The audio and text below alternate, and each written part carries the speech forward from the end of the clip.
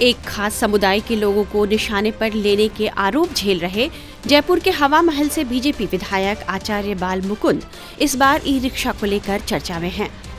आचार्य बाल मुकुंद का कहना है कि शहर में बेलगाम ई रिक्शा वाले नियम कायदों की परवाह किए बिना घूम रहे हैं। आशंका है कि इनमें ज्यादातर अवैध बांग्लादेशी और रोहिंग्या मुसलमान हैं।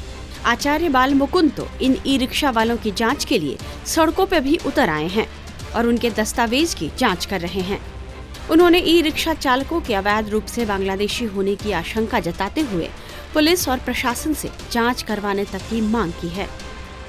हमारे संवाददाता भंवर पुष्पेंद्र को उन्होंने इस बारे में क्या कुछ बताया है, आइए सुन लीजिए। आप आज देखें ट्रैफिक कितना सुगम चल रहा है और ई रिक्शों की जांच हो रही है। उनके पास कागज नहीं है, उनके पास आईडी नहीं है। ई रिक्शा चलाने वाले चालक बांग्लादेश के निकल रहे हैं, रोहिंग्या के निकल रहे हैं। ये 5 साल में आए कैसे?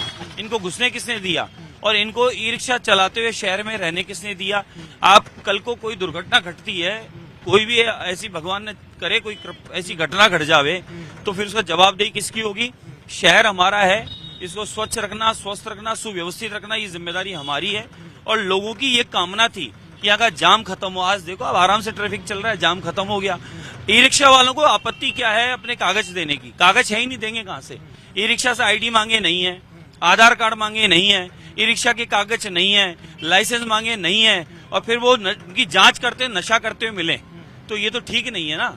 इसलिए हम चाहते हैं ई रिक्शा चले। हम तो चाह रहे हैं ई रिक्शा चले, लेकिन ई रिक्शा जितनी आवश्यकता उतना चले, सुव्यवस्थित चले, कोई दुर्घटना न घटे, इस बात का ध्यान रखें। बात का ध्यान रखा जाएगा, ये आप कह रहे हैं, लेकिन आप जिस तरह बात करते हैं, आपने कहा मैं अपराकाशी को कराची नहीं बनने दूंगा, आपने कहा कि मैं नॉनवेज बाहर नहीं चलने दूंगा, अब आप कह रहे हैं कि मैं ई रिक्शा में रोहिंग्या मुसलमान हैं, तो कैसे चलेगा? क्योंकि जो मुस्लिम विधायक हैं वो आरोप लगा रहे हैं। नहीं, फिर आप गलत कह रहे हो।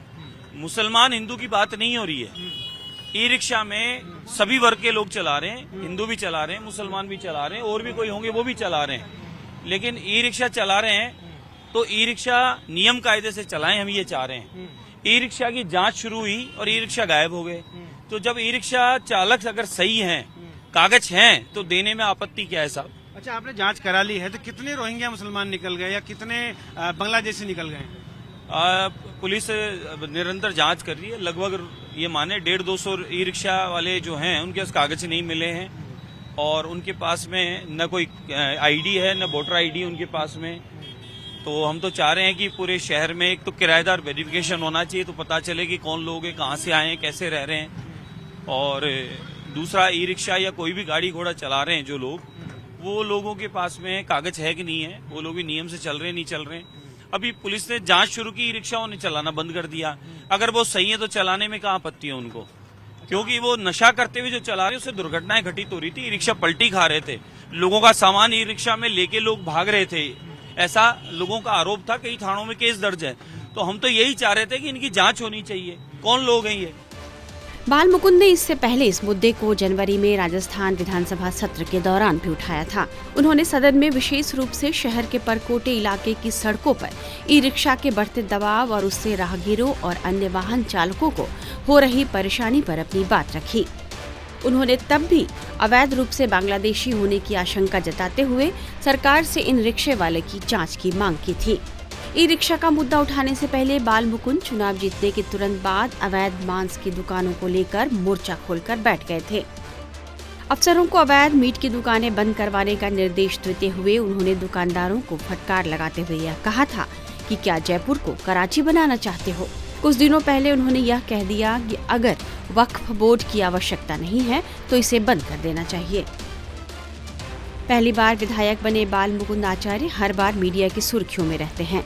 माना जा रहा है कि ई रिक्शा को लेकर उन्होंने जो मुद्दा उठाया है तो उनके इस ताज़े कदम पर भी विवादों का साया पड़ सकता है। टाइम्स नाउ नव भारत डिजिटल की रिपोर्ट।